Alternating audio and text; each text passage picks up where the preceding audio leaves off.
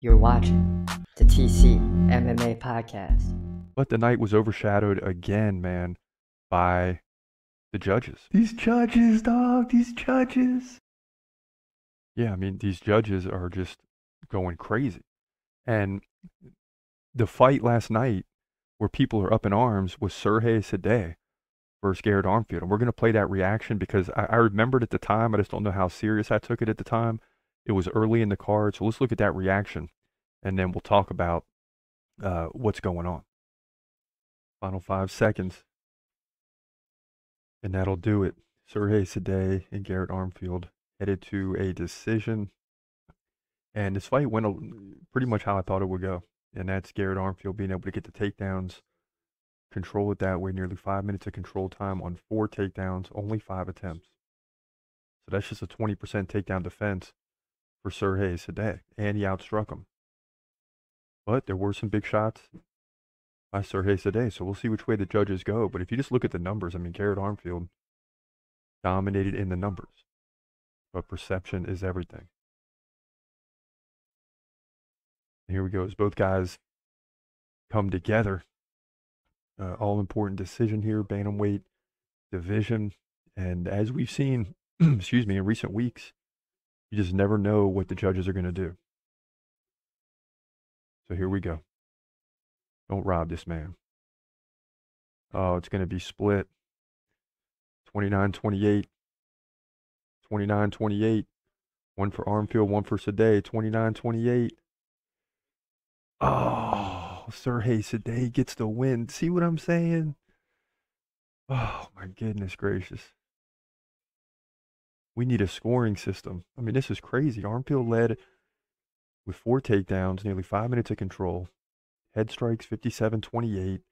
Significant strikes 71-57. 74-63. And total strikes, he led in every category and still loses the fight. Unbelievable. Sergey Sadeh picks up the win, though. He moves to 11-2, bantamweight division. UFC Edmonton. Yeah, so I mean, the fight wasn't really close. It wasn't close at all. But the judges give it to the wrong fighter. These judges, dog, these judges. So you can understand why people are up in arms. And then I believe it was, don't quote me on this, but I believe it was Garrett Armfield who said to Dana White, investigate these judges. Yeah, Armfield wrote on X, formerly known as Twitter, tagging both Dana White and Trump. half my pay with this inflation. Someone call Trump. And don't worry, we're just a couple days away from the election. We'll see what happens. But yeah, Garrett Armfield is not happy. I don't even know if Dana White has the ability to investigate the judges. I don't know how that works because it's the commission, right, who picks those judges. So, and again, MMA is so much different than boxing. It's only 3 rounds, maybe 5. And you don't have time for the fight. Say that fight goes another 2 rounds and Armfield really starts to pour it on. He wins that fight easily by unanimous decision, and that very easily could have happened. But it's not enough rounds. So we need a scoring system, not like the one they're proposing where you see the judges' scorecards up, and the fighters can see. Not that. I'm talking about scoring for strikes. Just like you would do on an app when you're doing fantasy UFC and you're picking like 6 or 7 fighters and you get points for strikes and knockdowns and finishes in the first round. Well, of course, if you finish the fight, it's over, but there's just easy ways to do that. Control time, strikes, head strikes versus leg strikes versus body strikes, all those type of things. You can very easily get it done.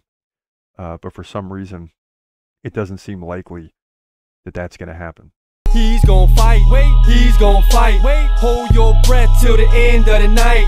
Last fighter call, UFC at its height, yeah. Bringing that thunder with all his might, saying step up, wanna fight, hold up, think twice, gladiator assassin, reckless, no abandon, walk through that cage, he'll leave your ass